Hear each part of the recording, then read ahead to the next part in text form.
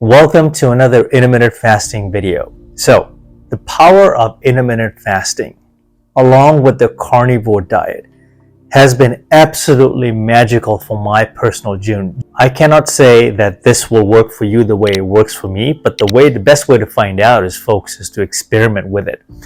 I will tell you this, that being an older Gen Xer, and yes, I am in my late 40s, very specifically, I am 49, and yes, you did click on the right video. The title is not a mistype. So there it is, folks. Now, at an older age, I can't stress this enough to train smarter, but also eating smarter, as well as dialing into your habits is going to go a long way. Longevity, no pun intended, right? This includes your sleep hygiene. But this video is a follow-up to what I just did a week ago, which is that video I did a week ago has about 1,300 views on it, which for me is a lot on this channel. And that video covers how do I sustain my fasting windows if I'm doing a 16-hour fast, 18, 20. There are times when I do a 24-hour fast, a 36 or 48-hour fast. How do I sustain those windows, those long windows, right? Don't you get hungry? Don't you get tempted? How do you get around that? I wanted to follow up with that video with this one here on what do I, as an older man or a guy, eat more for the most part, right? What do I prioritize? Well, it's not a secret. See, protein is the name of the game for me. And I used to watch videos 10 years ago, watching other men who were 10 years ahead of me of the game. Now I'm there. I'm an OG technically, right?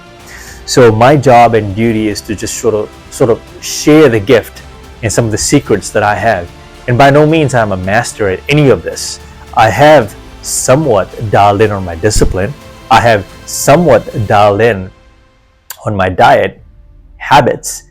Obviously, cutting out alcohol immensely does wonders for your skin and your vigor, your youth, right? How you look, how vibrant you are.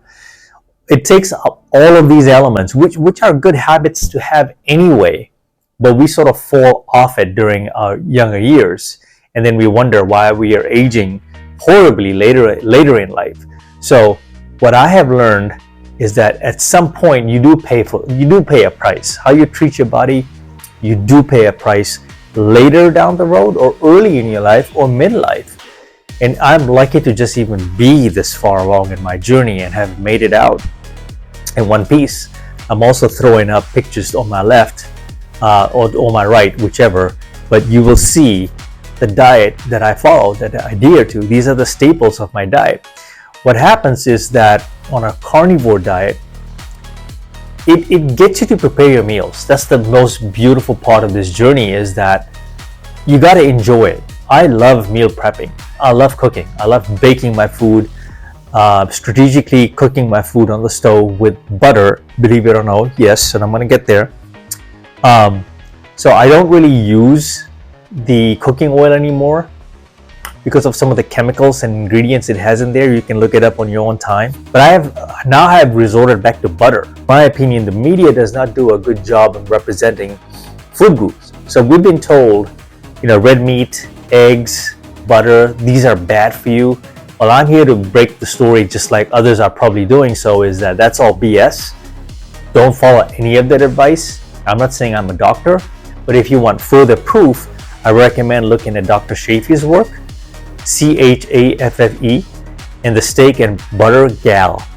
So these two people in the carnivore space have done some really good work, and this will also give way to other pioneers in the carnivore space.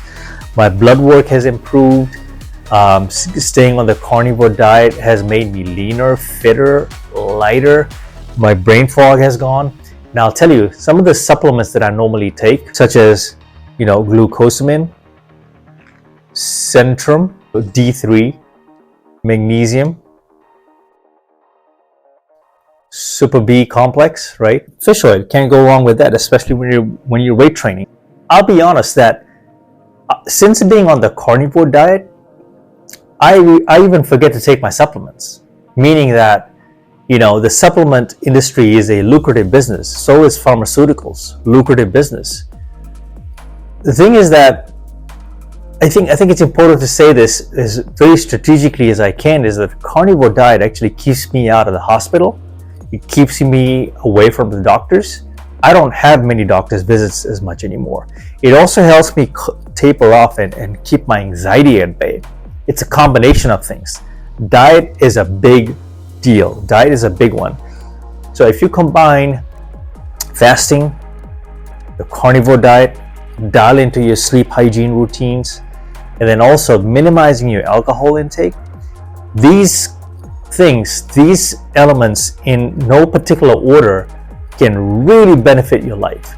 If you want to enjoy your older years, your tail end, I'm midway through my life, probably more than that now. And I know that I want to live a little longer. I'm enjoying the journey now. I'm having fun actually.